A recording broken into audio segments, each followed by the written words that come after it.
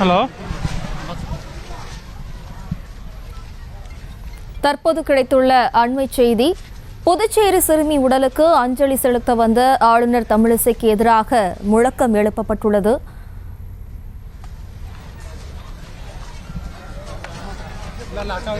ஆளுநரை வெளியேறு என கூட்டத்தில் இருந்தவர்கள் முழக்கமிட்டதால் பரபரப்பு ஏற்பட்டது. கூடுதல் விவரங்களோடு நமது செய்தியாளர் கிருஷ்ணா இணைகிறார். வணக்கம் கிருஷ்ணா, கள நிலவரம்.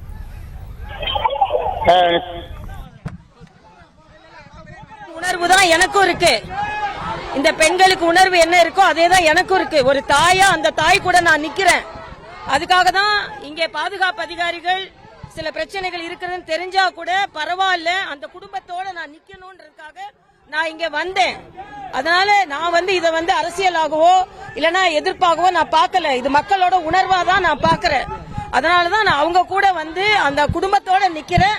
அந்த அம்மா என்ன பார்த்த உடனே நீங்க என் கூட நிக்கிறீங்கன்றது எனக்கு மிகப்பெரிய ஆறுதல்னு சொன்னாங்க. என்ன பொறுத்த மட்டும் குற்றவாளிகள் நிச்சயமாக தண்டிக்கப்படுவார்கள். எந்தவித சலுகையும் கிடையாது. இதுல இன்னும் சொல்ல போனா நான் இன்னைக்கே அரசாங்கத்திட்ட வேகமாக special court, fast track court அமைத்து உடனே ஒரு வாரத்திற்குள்ள அந்த குழந்தைக்கு நீதி கிடைக்கிறதுக்கான ஏற்பாடு நான் செய்ய போறேன்.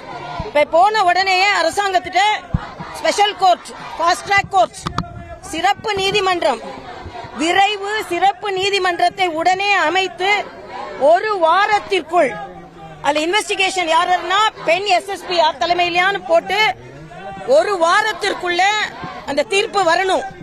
அந்த குற்றவாளிகள் தண்டிக்கப்படணும். இன்னைக்கு அவங்க சொன்னாங்க, சில பேர் சொன்னாங்க நிக்க வச்சு சுடுங்கன்னு சொன்னாங்க, சில பேர் சொன்னாங்க தூக்கு தண்டனை கொடுங்கன்னாங்க. இதை நான் முற்றிலுமாக ஆமோதிக்கிறேன். சட்டத்தை நம்ம கையில எடுக்க முடியாதுன்னா கூட அவங்க உணர்வுகளோட நான் நிக்கிறேன். அவங்க யார் போராட்டம் பண்ணாலும் அதோட உணர்வுகள், அந்த உணர்வுகளை நான் மதிக்கிறேன். ஆனா அதே நேரத்தில் இதே மாதிரி வேற நிகழ்வுகள் நடைபெறக்கூடாது என்பதிலும் நான் நிச்சயமா உறுதியா இருக்கிறேன். இன்னும் சொல்ல போனா ஏற்கனவே நாம போதைப் பொருட்கள் இங்க நடமாட இருக்கக்கூடாதுன்னு இரும்பு கரம் கொண்டு அடக்கி கொண்டு இருக்கிறோம். டிஜிபி கிட்ட ஏறக்குறைய நிறைய நாள் மாத்திரம் தினம் நான் பேசிக் கொண்டு இருக்கிறேன். அதையும் மீறி இங்க இருந்ததுன்னா நிச்சயமா கட்டுப்படுத்தப்படும். இன்னொன்று, தமிழகத்துல போதைப் பொருளை உலாவிட்டுக் கொண்டிருந்த சில பேர் கைது செய்யப்பட்டிருக்கிறார்கள். அவர்களுக்கு துணை புரிந்து கொண்டிருப்பவர்கள் புதுச்சேரியில் சில பேர் இருக்கிறார்கள் என்று தகவல் வந்திருக்கிறது. ஆக அவர்களையும் பிடித்து இரும்பு கரம் கொண்டு ஒடுக்கப்படும். எந்த விதத்திலும் யாருக்கும் தப்பிக்கவே இதுல முடியாது. அந்த குடும்பத்தோட உணர்வோடு நாம இருக்கிறோம். அதே நேரத்தில் இங்க மக்களோட உணர்வுகளோட நான் இருக்கிறேன். மக்கள் என்ன விமர்சனம், ஆக இது சமுதாயத்தின் அவலம். 2 மிருகங்கள் பிடிக்கப்பட்டிருக்கிறது. இந்த மிருகத்தோடு நான் மனிதர்கள் கூட அவங்களை சொல்ல மாட்டேன், மிருகங்கள் 2 மிருகங்கள் பிடிக்கப்பட்டிருக்கிறது. அவர்களுக்கு உச்சபட்ச தண்டனை கிடைக்கும். அதுல எந்தவித மாற்று கருத்தும் இல்லை. அதே மாதிரி அவர்கள் கூட யாராவது அவர்கள் கூட இருந்தார்களா என்பதை இன்வெஸ்டிகேஷன் செய்து கொண்டிருக்கிறார்கள். அவர்களும் பிடிபட்டால் நிச்சயமாக உச்சபட்ச தண்டனை அவர்களுக்கு கொடுக்கப்படும். ஃபாஸ்ட் ட்ராக் ஸ்பெஷல் கோர்ட் அமைக்கப்படும். மக்களோடு நான் நிற்கிறேன், அந்த தாயோடு நிற்கிறேன். அவர்கள் தாயோட அவர்களுக்கு ஆதரவு தெரிவிக்க வருவதற்காகத்தான் நான் நேரடியா இங்க வந்தேன். இல்ல அதாவது அது எல்லாரும் சொல்றாங்க. ஆனா நம்ம ஏற்கனவே போதைப் பொருளை இங்க கட்டுக்குள் தான் வைத்திருக்கிறோம். அதையும் மீறி நான் ஏற்கனவே சொன்னேன், தமிழகத்துல பிடிப்பட்ட ஒருவரோட கூட்டாளிகள் கொஞ்சம் பேர் இங்க இருக்கிறதா தகவல் வந்திருக்கு. ஆக இதை எல்லாமே நாம முழுவதுமாக, அவர்கள் சில அரசியல் பின்புலத்தை சார்ந்தவர்களாக கூட இருக்கிறாங்க.